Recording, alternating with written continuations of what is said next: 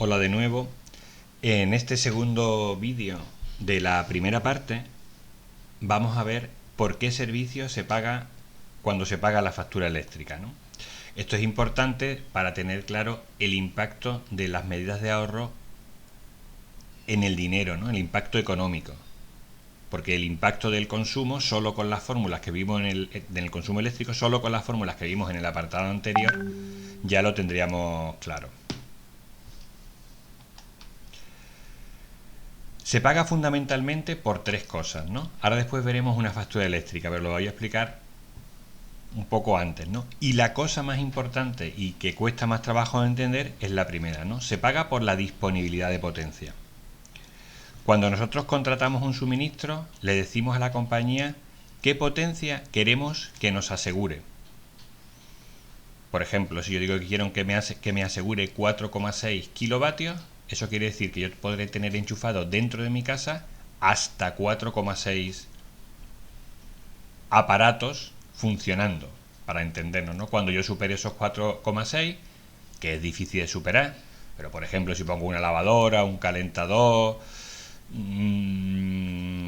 quizá el horno a la vez, ¿no? Pero ya digo que es difícil de superar, pues supere los 4,6 kilovatios. Pues si yo supero esa cantidad, el contador anteriormente había una cosa que se llamaba interruptor de control de potencia, pero ahora eso lo hace directamente el contador. Ese contador digital que hace telemedida que vimos en el vídeo anterior va a hacer que me corte el suministro, ¿vale? Porque yo he contratado y solo estoy pagando por 4,6 kilovatios. Si yo bajara mucho esa potencia, yo dijera, bueno, pues solo 2 kilovatios. Bueno, pues con 2 kilovatios solo casi podría funcionar, por ejemplo, un secador de pelo y una lavadora ya saltarían. Y uno podría decir, bueno, ¿y qué le importa a la compañía la potencia que yo esté consumiendo en un momento concreto? Que me cobre por lo que realmente consumo alrededor del día sin tener en cuenta la potencia máxima que yo quiero tener disponible. Vale, eso si uno lo piensa un poco no es así. Sí que le importa mucho, ¿no? Porque si todo el mundo decide consumir la potencia máxima a la vez, pues no tendría cables para suministrarla y no habría centrales para suministrarla, ¿no? Aquí la idea son dos cosas, ¿no? Como tenéis ahí escritas. Una es que los cables tienen que tener la sección adecuada para que a mí me llegue esa corriente, ¿no? Y claro, si yo pienso en los cables que llegan a mi casa son chiquititos, ¿no? Pero si pienso en los cables que van por ahí por la calle y están al aire, que normalmente son conductores de aluminio, porque el aluminio es menos denso que el acero y pesa menos, entonces la conductividad por kilo es más grande en aluminio y además entonces vemos que el cable no es un cable sencillo, no es un cable bastante complicado que cuesta dinero, ¿no? Nos podemos hacer una idea. Eso por un lado. Si yo contrato mucha potencia, ellos tienen que poner un cable muy grande. No estamos pensando solo en mi casa, ¿no? Estamos pensando en mi casa, en mi bloque, en mi barrio, en mi ciudad, en mi país, ¿no? La compañía tiene que suministrar a todo el mundo a la vez, además porque todo el mundo suele consumir a la vez, ¿no? Suele consumir mucho cuando se levanta por la mañana, suele consumir mucho en las horas centrales del día y suele consumir mucho cuando vuelve a la casa por la noche. Esto varía según las estaciones, pero suele consumir mucho. Eso precisamente es lo que estamos viendo aquí, ¿no? Aquí vemos que cuando la gente se levanta por la mañana empieza a consumir. Este día, que era el 19 de febrero de 2020, pues hubo un pico aquí a mediodía, esto es lo normal que pasa, y otro pico aquí sobre las 9 de la noche cuando la gente va a su casa y cena. Bueno, pero no solo el tema está en los cables, que ya es dinero.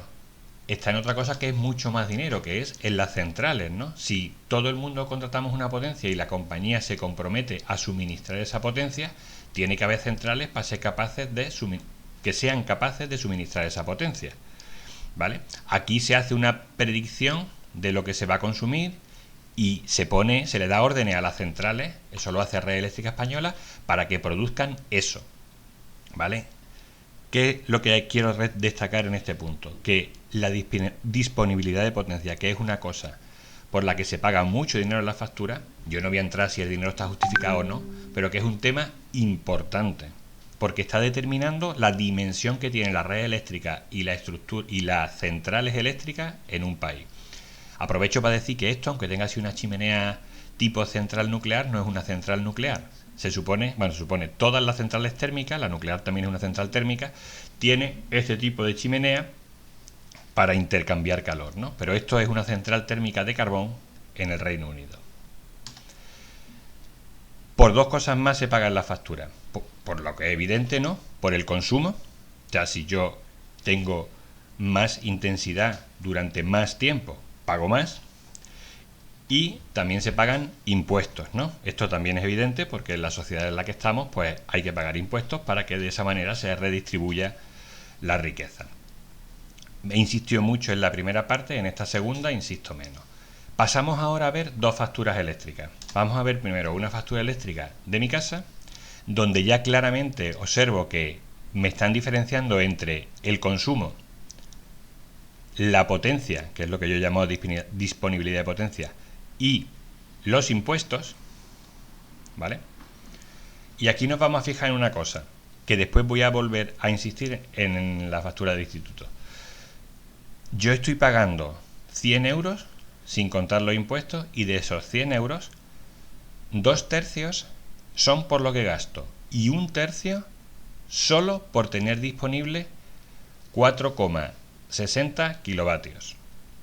Aparte de eso, hay ciertos impuestos, ¿no? Que es lo que vemos aquí, dos impuestos fundamentales, que son el IVA, que es un impuesto que tienen la mayoría de los productos y servicios, y un impuesto que aparece aquí eléctrico, que es nada menos que el 5% de los 100 euros, que no pone lo que es este impuesto de 5,11%, pero esto es un impuesto que lo que hace es una cosa sorprendente, ¿no? En estos tiempos de renovables, lo que hace es mantener la minería del carbón en Asturias, cuando el carbón de Asturias debe ser de los peores carbones que se queman en el mundo.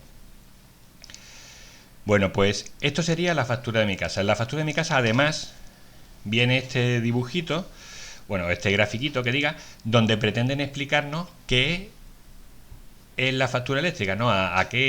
¿Por qué estoy pagando yo 129,55 euros? Pero si nos fijamos, no, esto nadie se fija, ¿no? Porque dicen, todo el mundo, ahí existe ahí el rumor y el saber popular de que la factura eléctrica es una cosa muy complicada, pero por lo visto quieren explicarnosla. Y si nos fijamos, vemos que tampoco es que estén explicando tanto, ¿no?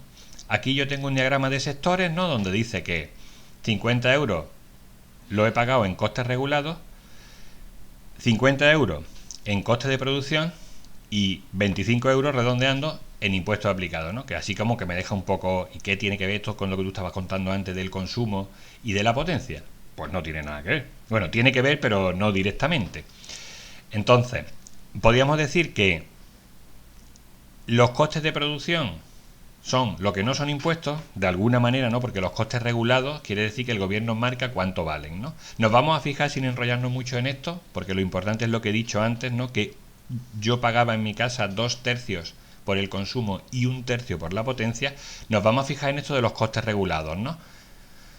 Y dice que de mis 50 euros, 20 han ido a incentivo a la energía renovable. Eso me parece bien.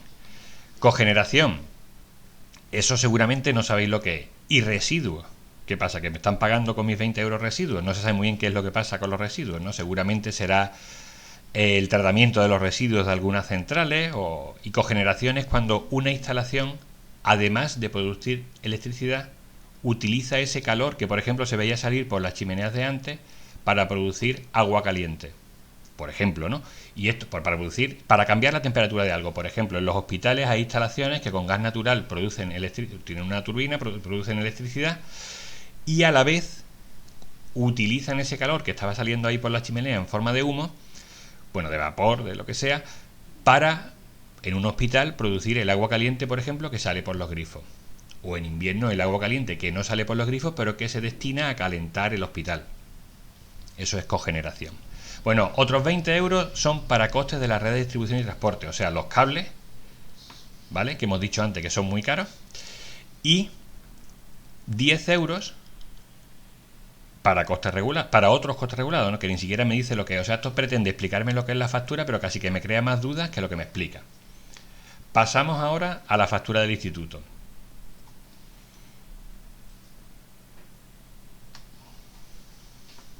Vale, y aquí yo he marcado una cosita que voy a explicar muy brevemente y me voy a centrar en lo que sí quiero decir. Esto de P1, P2, P3, ¿vale? Tanto aquí lo llama de otra forma, ¿no? Como esta factura es más de empresa, es menos clara, ¿no? Encima, aquí lo que en mi caso ponía, en mi factura ponía consumo, aquí lo llama término de energía variable. Y lo que en mi caso ponía potencia, aquí pone facturación, potencia, periodos.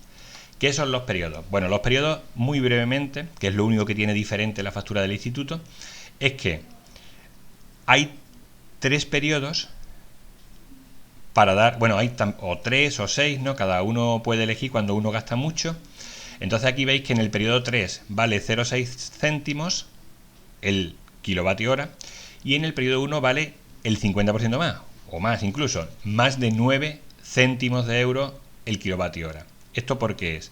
Porque el sistema eléctrico pretende primar que la gente consuma en los periodos en los que se consume menos en general, para intentar que esta curva se ponga lo más plano posible, o sea, bueno, cosa que es imposible, pero que se aplane lo más posible, porque así podrían hacer que las centrales que están produjesen menos, lo igualarían todo, los cables podrían ser más chicos, todo esto es un mundo ideal, ¿no? Pero lo que está claro es que si tú consumes por la noche, que es cuando menos se consume, te cuesta al instituto 6 céntimos, y si consume en las horas puntas, ¿no? Esa P1 son puntas, P3 son valles y P2 es llano, queriendo decir punta cuando es como una hora punta de consumo y valle cuando hay poco consumo, pues si tú consumes por la noche te cuesta el 50% menos.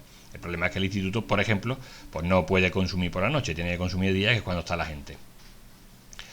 Bueno, esta sería la única variación, ¿no? Que nos da idea eso, otra vez, de que la disponibilidad de potencia por la que se paga es importante. Bueno, dicho eso, nos vamos a fijar en lo más importante que hay en estos 2 primeros vídeos, que es lo siguiente. Si nos fijamos en el instituto este mes, que creo que es un mes de septiembre, estaba pagando, o pagó antes de impuestos, que es lo que hay aquí debajo, 1.800 euros de consumo y 1.600, 1.700 casi de disponibilidad de potencia. Y ahora yo hago una pregunta. Imaginad que tengo una idea genial y consigo reducir consigo reducir el consumo del instituto a la mitad. ¿Vale? Voy a instalar unos sistemas de iluminación y unos sistemas de unos ordenadores y unas neveras, ¿no? Que de las que hay en hostelería, muy eficientes, y yo, el consumo eléctrico, que es la suma de estos 3 números, ¿vale? Que están rondando los 23.000 kilovatios hora, lo consigo reducir a la mitad. Por supuesto, he reducido el consumo a la mitad, las centrales tendrán que producir la mitad de energía para mí, el impacto en la huella de carbono de eso será la mitad del impacto que yo tenía antes, pero en la factura eléctrica no pasa eso, en lo que pago no pasa eso. ¿Por qué?